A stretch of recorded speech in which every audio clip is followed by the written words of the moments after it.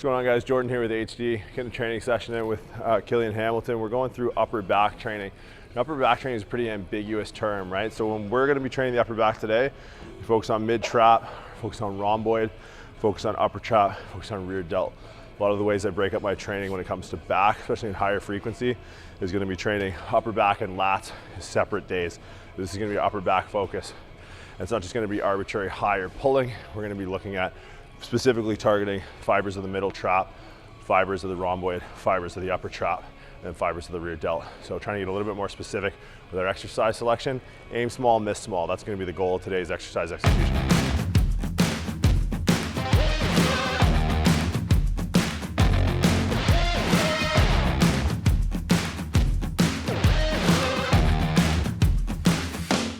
So first exercise, bilateral chest supported row on the prime row. What we're going to be doing, or what I'm going to be doing, is a double pronated, like overhand grip. We're going to focus on tracking those elbows high. When you train the mid trap, just think about taking your AC joints and touching them in between, kind of like where the base of your cervical spine meets your thoracic spine.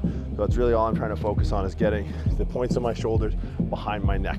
That's really the big emphasis for the mid trap, and wherever that arm path resides as a consequence of that, that's going to be what we're focusing on. So first exercise for me is going to be more mid trap focus, and we'll move into rhomboid, upper trap, and finish on rear delt.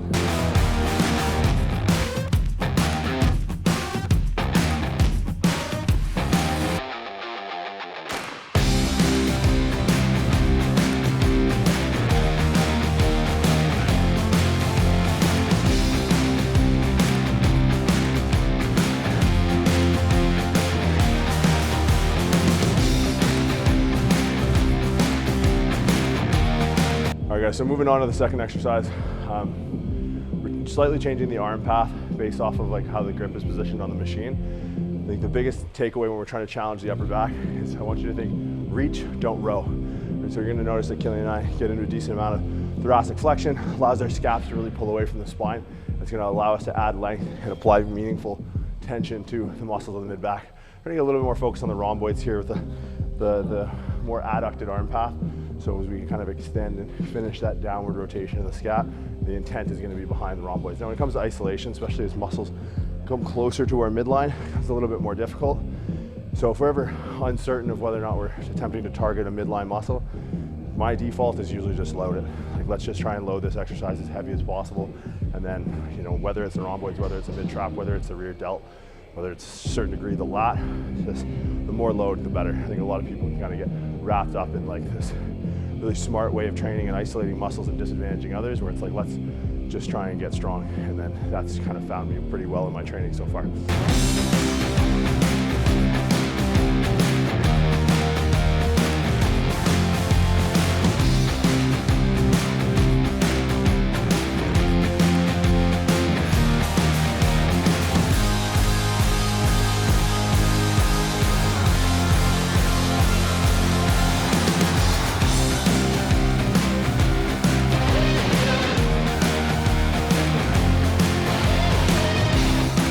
So moving into the third exercise, starting to focus more on like the upper traps. Now, upper traps are conventionally trained with like a vertical load, right? We use barbells, we use Smith machines, we use dumbbells, things that pull right to the center of the earth. Our upper trap has different angles of the fiber, right? The majority of our upper trap fibers are more horizontal or oblique rather than straight up. So applying resistance that goes straight up doesn't really make much sense. So the whole back training session so far, we've just been worried about our arm path.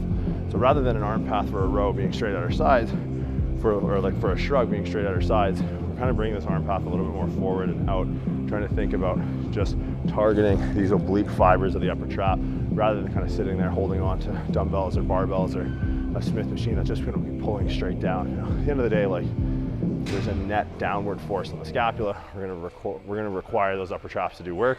Just trying to be a little bit more specific, right? The whole game plan with this workout is aim small, miss small. So we're just making these subtle variations in intent and arm path based off the muscle fibers that we're attempting to target.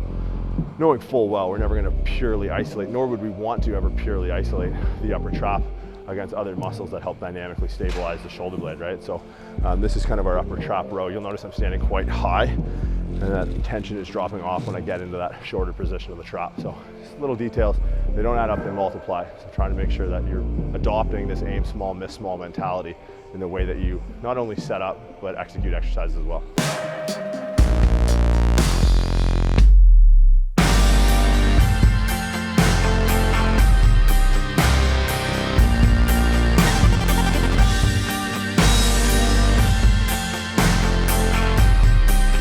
All right guys, so moving on to last exercise of the upper back workout. We kind of move like central to peripheral, right? So now we're moving out into the rear delts after training, mid trap, rhomboid, and upper trap. Moving out to the rear delts again, it's arm path, no insertion to origin, add resistance effectively across that range of motion. So we're just trying to make sure, as we're kind of looking in the mirror, we're tracking that cable is running in line with our arm, and our arm is lined up in a way where that rear delt, as it goes from the deltoid tuberosity to the lateral 2/3 spine of the scap, is just kind of moving from insertion to origin.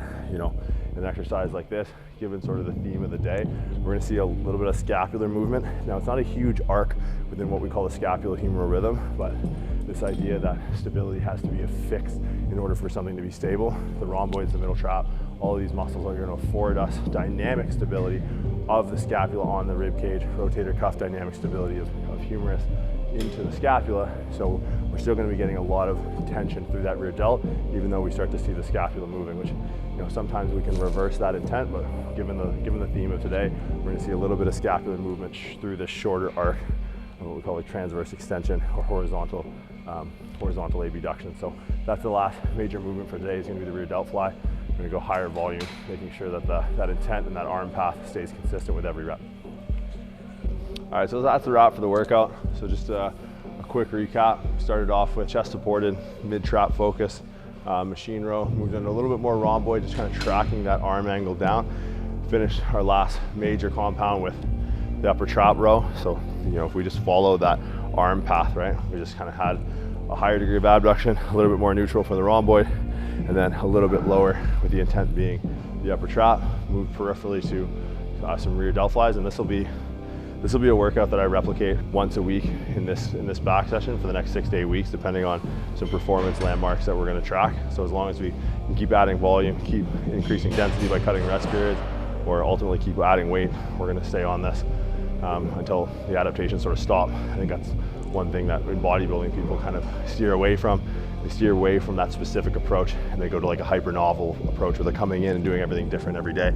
That way you don't really know what works. So kind of like the major theme of this particular day, from setup to order to execution, everything is going to be aim small, miss small. So making sure we have a specific intent of the exercise that we're doing, and when we're doing the exercise, the intent is to load as much weight as possible with the best technique possible, but not sort of getting lost in arbitrary co-contractions, just trying to maintain kind of that technique from A to B and put some actual weight on the machines or weight on the bar or weight on the cables and try and just beat that every week.